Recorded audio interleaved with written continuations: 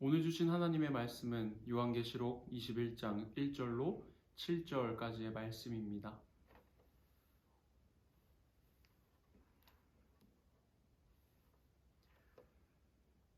또 내가 새 하늘과 새 땅을 보니 처음 하늘과 처음 땅이 없어졌고 바다도 다시 있지 않더라.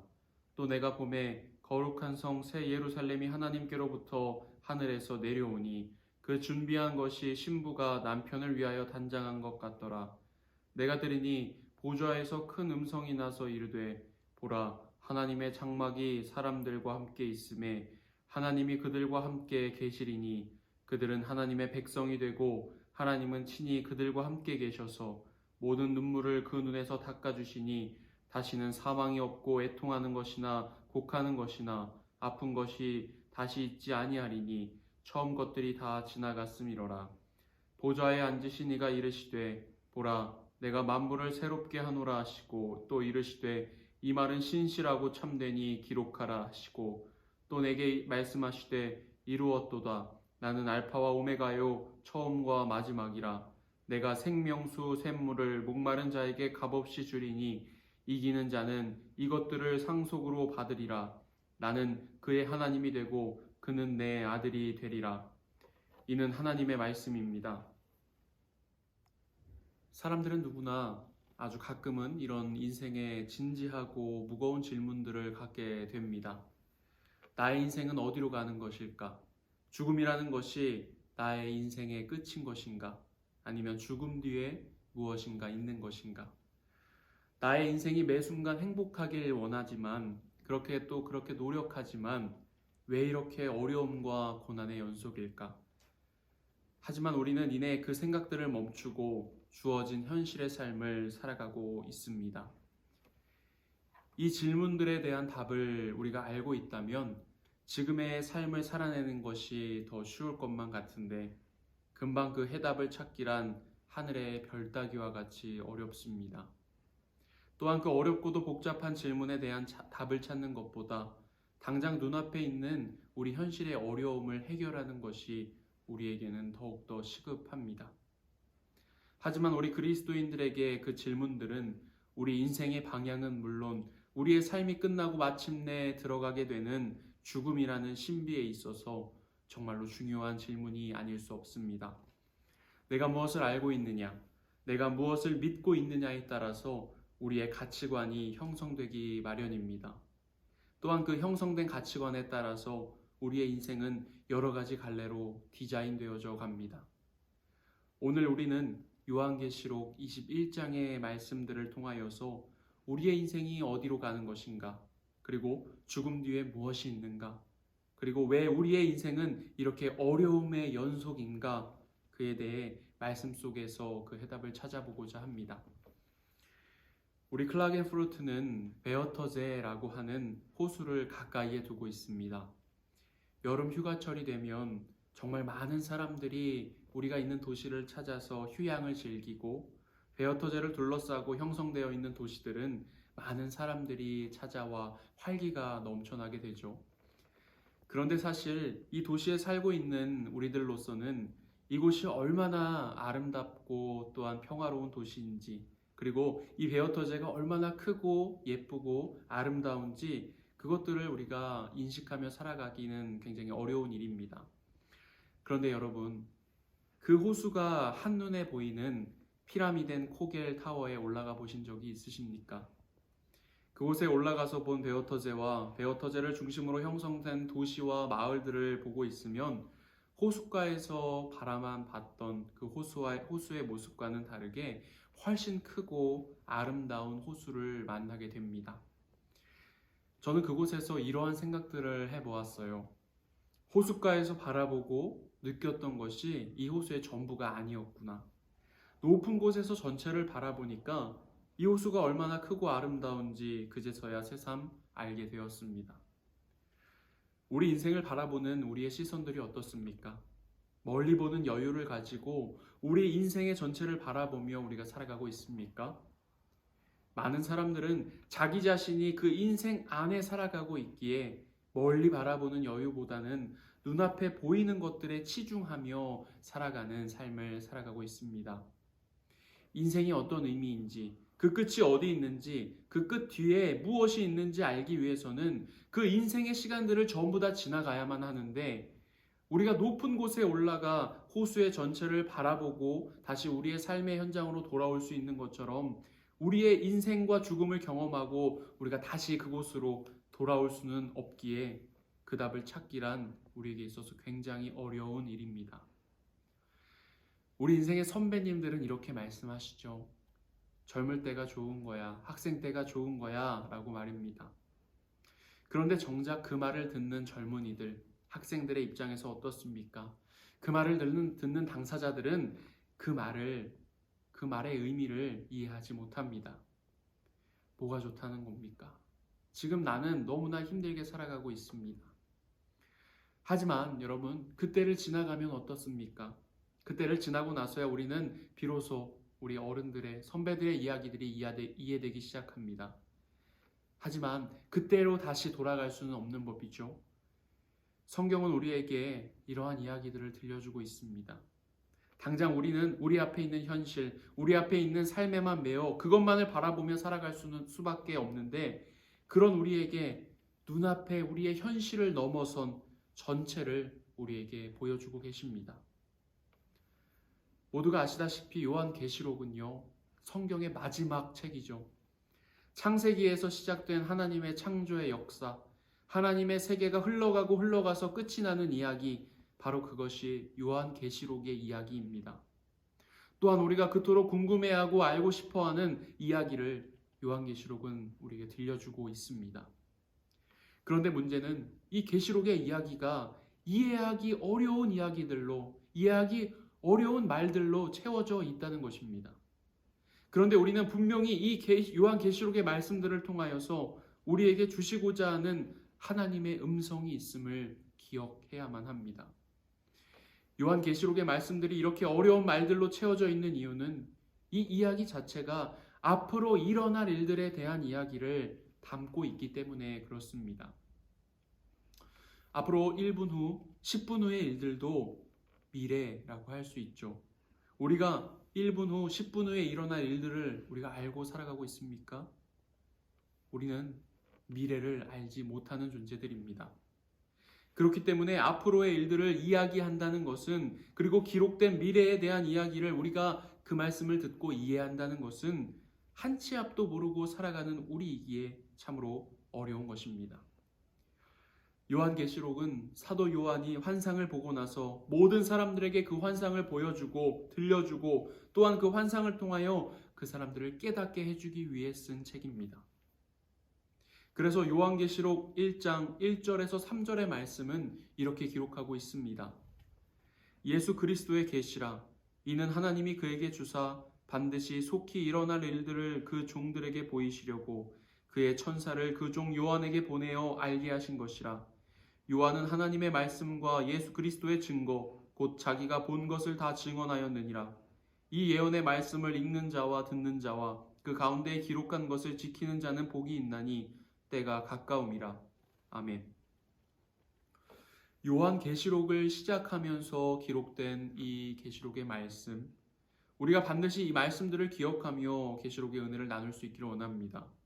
특별히 요한계시록 1장 3절에 기록되어진 것처럼 어렵게만 들려오는 이 말씀이 특정한 사람들만을 위한 것이 아니라 모든 사람에게 알게 하기 위하여 썼다고 하셨으니 우리가 그러한 믿음을 가지고 이 계시록의 말씀을 대할 수 있기를 원합니다. 어쨌든 요한계시록 1장 1절로 3절에 기록된 것과 같이 바로 이것이 요한계시록의 기록 목적입니다. 이 말씀을 읽는 사람, 듣는 사람이 그 말씀을 읽고 들어서 거기에 있는 것들을 지키면 복을 받게 하기 위하여 쓰여졌다라는 것이죠. 이렇게 요한계시록은 묵시의 말씀, 예언의 말씀이기도 하지만 서신, 편지이기도 합니다. 편지라는 것은 누군가가 썼고 또 그것을 받아 읽을 사람이 있다라는 의미입니다. 요한계시록은 누구에게 쓴 편지인가? 누가 읽으라고 쓴 편지인가? 요한계시록 1장 4절 전반부에는 이렇게 기록하고 있습니다. 요한은 아시아에 있는 7교회에 편지하노니. 요한계시록은 요한이 썼고 아시아에 있는 7교회들을, 여기에서 말하는 아시아는 지금 우리가 생각하고 있는 아시아가 아니라 지금의 터키 지방을 이야기하는 것입니다. 거기에 있는 7교회에게 요한이 썼던 편지라는 것이죠. 그 교회에 있는 성도들에게 쓴 편지라는 것입니다. 그리고 그 교회에 있는 성도들에게 그가 이 편지를 써야만 하는 이유가 있었다는 것입니다. 요한이 편지를 써야 했던 이유, 그 이유가 무엇일까요? 당시의 교회는 핍박과 압제 속에 살아가고 있었습니다. 지금 우리가 속한 이 교회는 어떠한 핍박이나 압박을 받지 않죠. 교회 다닌다고 해서 어디에 숨어 살아야 한다거나, 교회 앞에서 우리가 교회로 들어가는 그 길 가운데 막고 서서 거길 왜 가느냐고 묻는 사람, 그런 사람 한 명도 없습니다. 그런데 이때 당시에는 예수 믿는 것 때문에 많은 교회와 그리스도인들이 로마 제국의 핍박을 받았던 때였습니다. 또한 예수를 믿는 것 때문에 죽임을 당하는 시대이기도 했습니다. 사자의 먹이가 되기도 했고요. 산채로 화형을 당하는 그런 사람들도 있었습니다. 그래서 그런 것들 때문에 많은 그리스도인들이 산속 바위에 구멍을 뚫고 그곳에 숨어 들어가 살아가기도 했습니다. 그리고 그들은 당연히 경제 활동 또한 할 수 없었기 때문에 정말 하루하루를 어렵게 살아가고 있었습니다. 그렇게 당시의 그리스도인들은 극심한 어려움 가운데 살아가고 있었지만, 그들은 사는 게 사는 것 같지 않게 살아가고 있었지만, 그럼에도 그들은 그 모든 시련들과 어려움들을 버티며 하루하루를 살아갔습니다. 그들에게는 분명한 믿음이 있었습니다. 그들이 믿고 기다리며 살아갔던 것, 그것이 바로 곧 예수님께서 이 땅에 다시 오신다는 그러한 사실을 그들이 믿고 있었기 때문에 그들은 그 모든 시련과 어려움들을 견디며 살아갈 수 있었습니다. 예수님께서 그렇게 말씀하셨거든요. 내가 곧 다시 올 것이다. 예수님께서 그렇게 말씀하셨으니 그들은 지금 아무리 힘들고 극심한 고통 가운데 있지만, 그래, 주님께서 다시 오실 거야, 최후 승리가 우리 앞에 기다리고 있을 거야 라는 기대를 가지고 살아갔습니다. 그런데 문제는 기다리고 기다려도 다시 오시겠다 말씀하신 그 주님이 오시지 않는다는 사실이었습니다. 매일매일이 힘들어 죽겠는데 다시 오시겠다던 주님이 오시지 않는 겁니다. 그래서 사람들은 이런 의심을 하기 시작해요. 예수님 안 오시는 거 아니야? 이러다가 나 그냥 이렇게 고생만 하다가 죽는 거 아니야? 이렇게 술렁이기 시작합니다. 그런 와중에 요한이 마지막에 대한 환상을 보게 되는 것입니다. 하나님께서 보여주신 그 마지막 때의 환상, 예수님이 오시기를 기다리고 있는, 그래서 지치고 힘이 빠져 있는 성도들에게 분명히 마지막 때가 있다는 것, 비록 지금 예수님이, 우리가 기다리고 있는 예수님이 아직 오시지는 않았지만 분명히 다시 이 땅 가운데 오실 것이라는 그 소망을 잃지 않도록 해줘야겠다. 그래서 요한계시록을 써서 당시 성도들에게 편지를 보낸 것이죠. 그렇다면 요한이 보았던 환상이 어떤 것인가? 요한이 본 환상 속에는 무슨 일이 일어났는가? 그것이 바로 요한계시록 말씀에 기록되어 있습니다. 말씀드리지만 때가 되면 우리가 그 내용들을, 앞의 내용들을 다시 살펴볼 기회가 있을 것입니다. 그런데 오늘은 그 중에서도 마지막에 앞서 기록하고 있는 그 모든 일들이 일어난 마지막 징조가 있은 이후의 일들을 기록한 21장의 내용을 중심으로 우리가 말씀을 나누려고 합니다. 우리가 읽은 21장 바로 앞에 있는 20장 끝부분에 어떤 말씀이 기록되어 있는가 하면, 마지막 때에 하나님의 심판이 있다라고 기록되어 있습니다. 우리는 누구나 그 하나님의 심판대 앞에 서게 된다라는 것이죠. 그 심판대에서 하나님께서는 최종 판결을 내리십니다. 그 최종 판결에 따라서 영원한 생명의 길로 가는 것인가, 영원한 사망의 길로 가는 것인가, 그것들이 나눠지게 됩니다. 흔히 우리가 아는 것처럼 천국과 지옥으로 나눠진다라고 하는 것이죠. 말씀을 시작하며 던졌던 우리가 가지는 인생의 질문 첫 번째는 죽음 뒤에 무엇이 있는가 였습니다. 우리의 영혼은 죽음으로 끝이 나지 않습니다. 우리가 눈에 보이는 아기로 태어나서 죽기까지의 삶, 그것이 전부가 아니라는 것입니다. 비록 육신의 삶은 끝이 나지만 그 뒤에 반드시 이어지는 영원한 삶이 있다는 것입니다. 말씀드린 것처럼 영원한 생명의 길로 가는가 아니면 영원한 사망의 길로 가는가가 나뉘게 된다는 것입니다. 우리 모두는 이 땅에서의 삶을 가지고 하나님의 심판대 앞에 서게 됩니다. 그리고 무엇을 가지고 판결의 기준을 삼는가? 어떻게 해야 영원한 생명으로 갈 수 있는 것인가? 요한계시록 20장 12절은 이렇게 말씀하고 있습니다. 또 내가 보니 죽은 자들이 큰 자나 작은 자나 그 보좌 앞에 서 있는데 책들이 펴 있고 또 다른 책이 펴졌으니 곧 생명책이라. 죽은 자들이 자기 행위를 따라 책들에 기록된 대로 심판을 받으니. 아멘. 뭐라고 말씀하는가 하면 영원한 그 생명에 들어갈 사람들의 명단이 기록되어 있는 생명책이 있다는 것입니다. 그 생명책을 가지고 그 생명책의 이름이 있으면 영원한 생명의 길로 가는 것이고, 생명책의 이름이 기록되어 있지 않으면 영원한 사망의 길로 간다는 것입니다. 그럼 우리의 이름이 어디에 있어야 할까요? 이 말씀을 함께 나누는 여러분들께서는 여러분들의 이름이 어디에 있기를 원하고 계십니까? 당연히 생명책의 이름이 있기를 바라고 계시죠? 그렇다면 어떻게 해야 그 생명책의 이름이 기록되는가? 어떤 일을 우리가 얼만큼 해야 그 생명책에 영원한 생명으로 갈 수 있는 것인가 하는 질문이 생기실 것입니다. 안타깝게도 우리의 행위로는 그 생명책에 이름을 올릴 수가 없습니다. 우리는 우리 자신을 절대 선이라고 할 수 없어요. 그만큼 우리가 완전 무결하게 살아간다는 것이 결코 쉬운 일이 아니라는 것입니다. 우리가 마음으로 얼마나 많은 죄들을 지으며 살아가는지 모르겠습니다. 목회자라고 해서 제 모든 삶을 신실하게 신앙생활하는 가운데 살아간다고 해서 크게 다른 것 같지는 않습니다. 우리는 스스로가 생명책에 이름을 올릴 수 없는 존재들입니다. 그런데 방법이 하나 있습니다. 그것이 오늘 본문 요한계시록 21장 6절부터 7절 말씀에 기록되어 있습니다. 또 내게 말씀하시되 이루었도다. 나는 알파와 오메가요 처음과 마지막이라. 내가 생명수 샘물을 목마른 자에게 값없이 주리니 이기는 자는 이것들을 상속으로 받으리라. 나는 그의 하나님이 되고 그는 내 아들이 되리라. 아멘. 뭐라고 말씀하고 있습니까? 우리 스스로가 생명책에 이름을 기록할 수는 없지만, 그곳까지 우리가 이를 수는 없지만 생명을 받으면 된다라고 말씀하고 계십니다. 그래서 알파와 오메가가 되시는 분, 처음과 나중이 되시는 분, 그 모든 것이 되시는 분에게 우리가 생명을 받으면 된다는 것입니다. 그분께서 값없이 생명을 우리에게 주십니다. 요한복음 7장 37절과 38절에서 예수님께서는 이렇게 말씀하셨습니다. 명절 끝날 곧 큰 날에 예수께서 서서 외쳐 이르시되 누구든지 목마르거든 내게로 와서 마시라. 나를 믿는 자는 성경의 이름과 같이 그 배에서 생수의 강이 흘러나오리라 하시니. 아멘. 예수님은 그를 믿는 모든 자에게 생명을 주신다 말씀하셨습니다. 누구든지 오면, 누구든지 원하기만 하면 주신다라고 말씀하고 계십니다. 그런데 어떤 사람들에게 생명을 주시는가?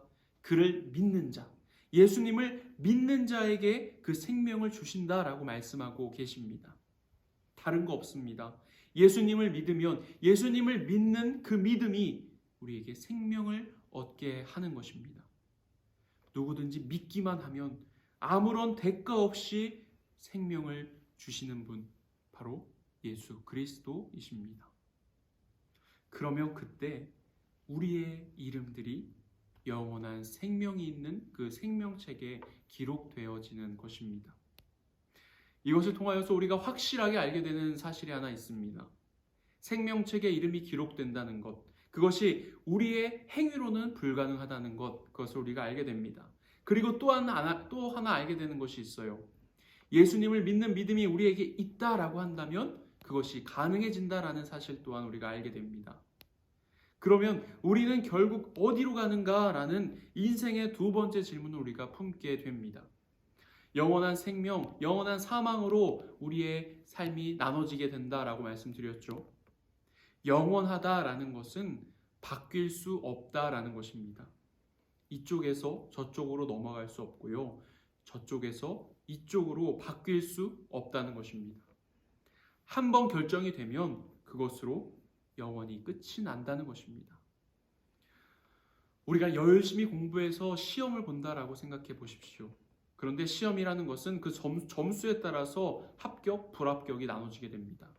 그런데 여러분, 공부할 때 합격을 위해서 공부하는 사람이 그 시험에 합격할 확률이 높을까요? 아니면 불합격하지 않기 위해서 공부하는 사람이 이 시험에 합격하기가 더 쉬울까요? 당연히 합격하려고 공부하는 사람이 그 시험에 합격할 확률이 더 높을 것입니다. 마찬가지예요. 우리는 영원한 생명에 우리가 관심을 둘 수 있어야 합니다. 사망의 것에 관심을 두고 그것을 피하려고만 할 것이 아니라 우리가 영원한 생명을 바라보고 그것을 목표로 두고 우리가 살아갈 수 있어야 한다는 것입니다. 우리 모두가 영원한 생명이 있는 하나님의 나라를 바라보며 살아갈 수 있기를 간절히 소망합니다. 오늘 말씀은 그곳이 어떤 곳인지에 대해 우리에게 증거해주고 있습니다. 하나님의 나라, 영원한 생명이 있는 그곳이 어떤 곳인가? 그곳에는 두 가지 특징이 있습니다.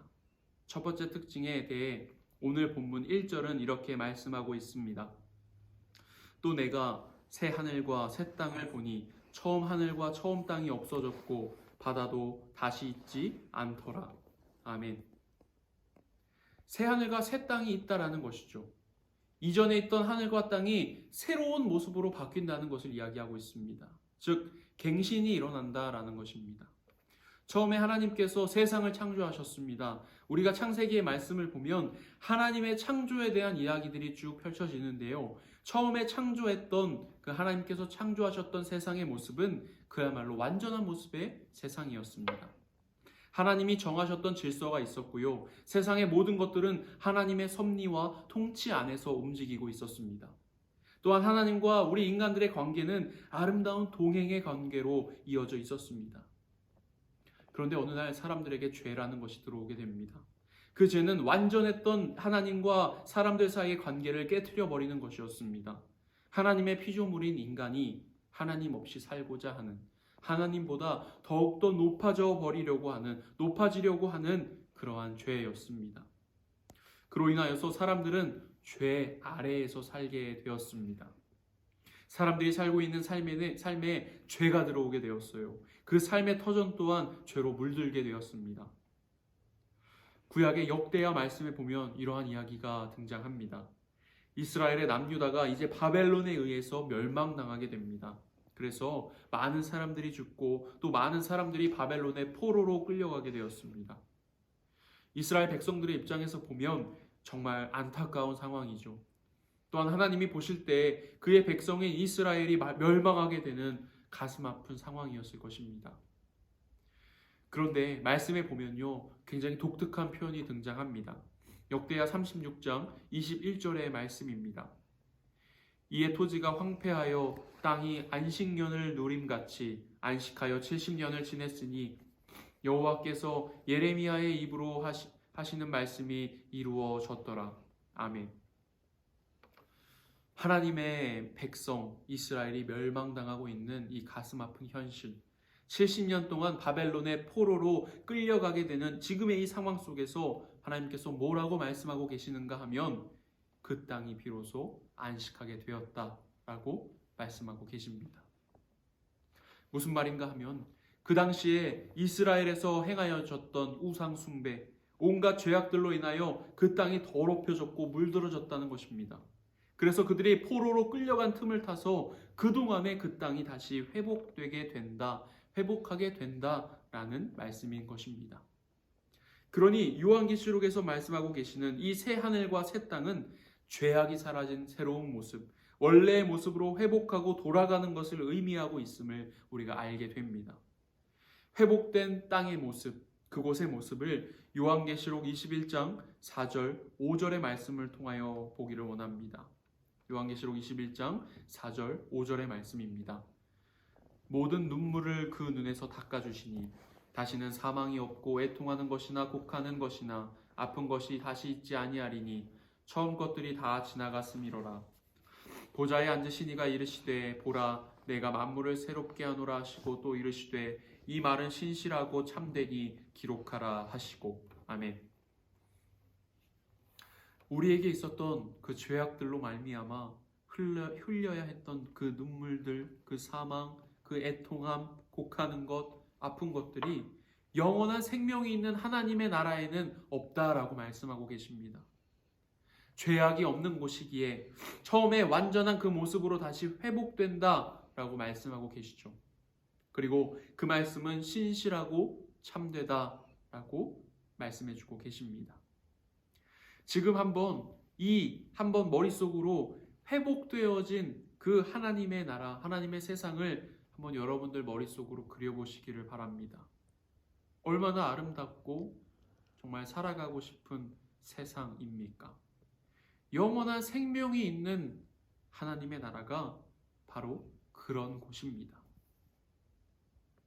그리고 두 번째 그곳의 특징을 오늘 본문 3절에서는 이렇게 말씀하고 있습니다. 요한계시록 21장 3절의 말씀입니다. 내가 들으니 보좌에서 큰 음성이 나서 이르되 보라 하나님의 장막이 사람들과 함께 있음에 하나님이 그들과 함께 계시리니 그들은 하나님의 백성이 되고 하나님은 친히 그들과 함께 계셔서 아멘. 그곳은 하나님이 우리와 함께 계시는 곳입니다. 처음에 창조하셨던 모습이 그런 모습이었어요. 하나님과 인간, 사람이 함께 있던, 함께 행복을 누렸던 곳이었습니다. 죄라는 것이 인간과 하나님의 사이를 갈라놓기 전의 모습이 그랬다라는 것입니다. 그런데 다시금 그 모습이 회복된다면 하나님과 인간의 관계가 다시금 그렇게 친밀해질 수 있다라는 것을 이야기해주고 있습니다. 성도 여러분, 여러분들에게 행복이 무엇이냐라고 물어본다면 여러분들은 무엇이라고 답하겠습니까? 많은 돈이나 또한 많은 재산들을 소유한 것만이 여러분들의 행복의 전부이십니까? 저는 지금 잠시 한국에 일이 있어서 클라겐푸르트를 떠나 한국에서 여러분들에게 이 말씀을 전하고 있습니다. 그리고 자가 격리 중이기는 했지만 정말 오랜만에 부모님의 곁에서 설 명절을 보내게 되었습니다. 그 와중에 부모님들께서 나누시는 대화를 제가 엿들었던 적이 있습니다. 온 가족이 함께 모여 명절을 보내니까 참 좋다, 정말 행복하다라는 이야기들을 나누는 모습이었습니다. 그렇습니다. 사람들은 행복이 뭐냐는 질문에 돈이 많아 행복하기보다는 가족이 함께 화목하게 있을 수 있어서 사랑하는 사람들과 함께 시간을 보낼 수 있어서 행복하다. 그것이 참 행복이다 라고 이야기합니다. 하나님과 우리들의 관계 또한 마찬가지예요. 우리가 하나님과의 관계에 있어서 그렇게 친밀하고 함께 있어야 할 하나님과 함께 있다는 것, 그것이 진정한 우리의 축복이고 또한 행복인 것입니다. 그러니까 우리가 가야 할, 우리가 소망을 두고 바라봐야 할 영원한 생명이 있는 하나님의 나라는 하나님과 함께 하는 것입니다. 그리고 그곳은 하나님과의 관계가 친밀하고 더 이상 죄악이 없는 곳입니다. 우리가 예수 그리스도를 믿어서 생명책에 우리의 이름이 기록이 되면 그런 행복이 넘치는 곳에 우리가 들어갈 수 있게 되는 것입니다. 그런데 더욱 놀라운 사실은 하나님의 나라를, 영원한 생명의 기쁨을 예수님을 믿는 믿음으로 인하여 지금 우리의 인생 가운데에서도 지금 이 순간 그것을 맛볼 수 있다라는 것입니다. 지금 우리가 이곳에서 예수 그리스도를 믿으면 지금 이곳에 하나님의 나라가 임하게 됩니다. 그것이 바로 복음이죠. 내가 예수님을 믿으면 그 하나님의 나라가 나에게 온다라는 세상 그 누구도 줄 수 없는 그 어떤 것도 우리에게 채워줄 수 없는 축복이 우리에게 임하게 된다는 것입니다. 그렇다면 우리가 또 다른 인생의 질문을 갖게 됩니다. 그렇다면 왜 그리스도인인 우리 앞에 인생의 어려움들이 찾아오게 되는 것인가? 왜 계속해서 우리의 삶은 시련과 고난의 연속인 것인가? 분명히 하나님의 나라에는 눈물도 없고 사망도 없고 애통하는 것도 없고 곡하는 것이나 아픈 것이 없다라고 말씀해 주셨는데 왜 계속 우리의 인생 가운데 그러한 일들이 일어나고 있는 것인가? 지금 우리 인생은 하나님의 나라 전체를 누릴 수 있는 것이 아니라 맛보는 것일 뿐이기 때문입니다. 즉 아직은 불완전한 상태라는 것입니다. 그 이유가 무엇일까요? 그 이유는 이 땅 가운데 죄악이 있기 때문에, 우리가 예수 그리스도를 믿어서 더 이상 우리는 죄인이라고, 그 심판대 앞에서 죄인이다라고 낙인 찍히지는 않겠지만, 우리가 살아가고 있는 이 인생 가운데 아직도 여전히 죄악들이 남아있기 때문에 그렇습니다. 하지만 그것 때문에 우리가 좌절하거나 포기하지는 말아야 할 것입니다. 사랑하는 성도 여러분, 소망을 잃지 마시기 바랍니다. 용기를 잃지 마시기 바랍니다. 요한이 당시에 성도들에게 편지를 써서 여러분 좌절하지 마십시오. 포기하지 마십시오. 지금 그렇게 힘든 것, 그것으로 끝나는 것이 아닙니다. 라고 이야기해서 그들에게 지치고 힘들고 어려웠던 그들에게 용기를 주고 또한 힘을 주었던 것처럼 오늘 우리에게도 동일하게 그 이야기를 들려주고 계시는 것입니다. 우리의 지금의 삶이 비록 힘들고 어렵다고 할지라도 그것으로 우리의 인생이, 우리의 삶이 끝나는 것이 아닙니다. 그것이 전부가 아니라는 것입니다. 영원한 생명이 우리에게 있음을 우리가 믿음의 눈으로 바라보기를 원합니다. 오늘 말씀을 마치겠습니다. 오늘 우리는 요한계시록의 말씀을 통하여서 이 땅에서의 인생 너머에 있는 것들을 함께 바라보았습니다. 우리가 살아가는 이 인생이 결코 끝나는 것이 아니라, 결코 끝이 아니다라는 것을 우리가 함께 보았습니다. 사람들이 그토록 찾고자 했던 인생의 질문들의 답을 우리가 찾아보았습니다. 그러니 여러분, 예수 그리스도를 구주로 영접하고 또한 믿고 영원한 생명을 얻을 수 있기를 간절히 소망합니다. 그래서 영원한 생명이 있는 하나님의 나라를 살아가는 우리 모두가 되기를 소망합니다. 지금은 비록 힘들고 어려울지라도 그것이 전부가 아님을 반드시 기억하며 살아갈 수 있기를 소망합니다.